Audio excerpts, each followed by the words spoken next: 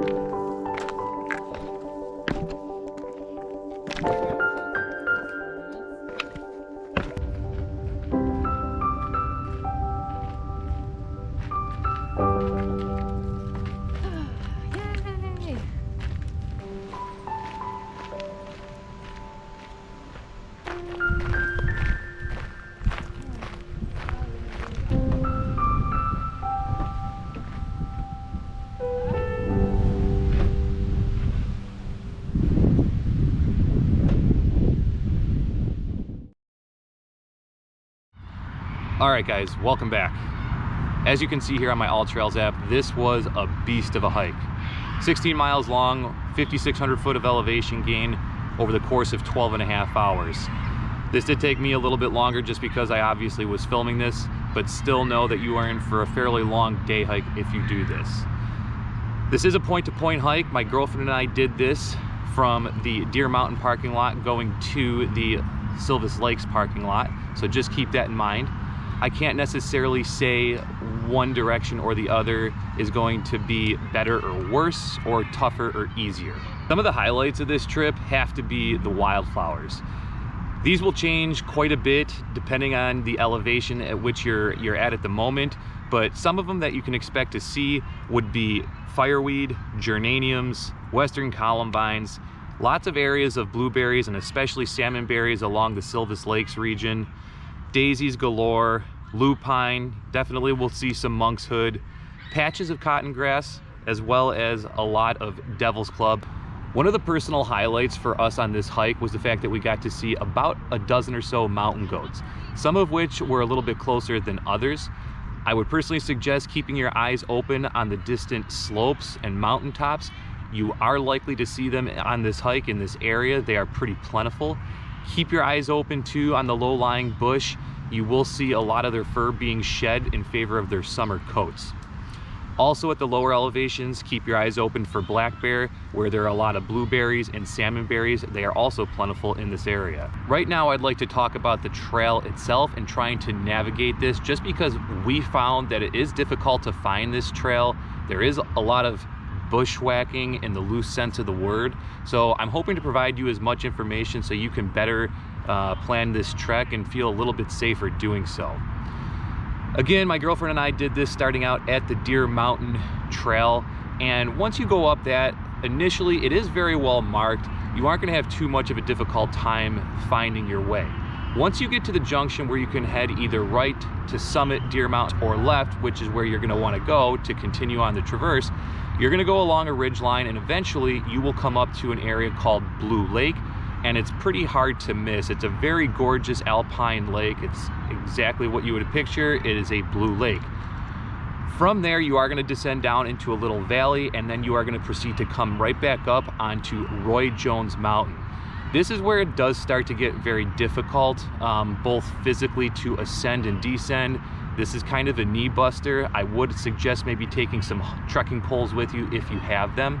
Once you get on top of Roy Jones Mountain, you are then going to go down and descend again another declivity, and then you are going to ascend, and I would say more scramble up to the top of Northbird Mountain. Once you're on Northbird Mountain, you have 360 views, panoramas around all of the surrounding mountaintops. It is gorgeous up there. The sign marker, I don't know if it's just weathered or what happened, but there is no actual words on the marker, but I am pretty certain this is Northbird Mountain. Once you're on the top of Northbird Mountain, this does become a little difficult to follow. You are gonna wanna head to the east, and there you're gonna see, at least in our case, a large snowfield where we did glissade down, and then you will be able to pretty much pick up the trail again from there. From there, you are going to steadily head down until you hit a section which becomes very, very difficult, and you better be sure-footed because there are some ropes to help you, but you are gonna be going down a declivity where it's loose rock, it is pretty slick, and it might be really hard to do on a scramble, so use the ropes for safety. Once you get through the rope section of this hike, I personally think the toughest part is now behind you. You're going to continue to meander through some small declivities here and there until you get to another junction where you can either go left to take John Mountain, which could be worth the extra effort, or you're going to continue to the right to complete the rest of the traverse. When you go to the right, you're gonna go not that far, and you do have another option to go up Mahoney Peak, which I did put in this video. It is a very gorgeous mountain to be on top of. Panoramas, 360 degrees. It is just gorgeous. I would suggest you add this to the traverse. Once you're done taking in the views from Mahoney Mountain, you are gonna come back down and continue the traverse along the upper and lower Silvis Lakes region. This is where the section of the trail again starts to get a little bit more gnarly, in the sense that there's going to be more low-lying bush. The trail is very narrow. There's also going to be some down trees. It's very rocky and the footing is fairly unstable. Couple this with a bunch of fatigue from the entire hike so far, and you can be a little bit more prone to injury here. So just be, go slow at this point. Once you do finally reach the Upper Silvis Lake, it's gonna start turning into a little bit more of a true trail system again. It will be a lot easier to follow, and you'll get down to Lower Silvis Lake, and from there this trail system is very easy to follow, and you can take that all the way back to the parking lot. A couple of general tips I have for you guys doing this traverse is be prepared, be smart, and I would consider bringing a tracking device with you. My girlfriend and I did bring a spot tracking device that we were lucky enough to be able to rent for free at the local Ketchikan library, so we are very appreciative of this service. Also consider going on this hike with somebody who is either local or who has done it before. This trail is very, very easy to get lost on. It is very difficult to follow and is not very well marked for a large majority of it. Even if you are an experienced adventurer, keep in mind, even if this is the middle of summer, this is Alaska, it is the mountains, and the weather can be very inclement and it can turn on a dime. Bring the appropriate clothing, proper footwear, gloves, hat, maybe a heavier down jacket, and be prepared that it can rain, snow, sleet, or hail at a moment's notice.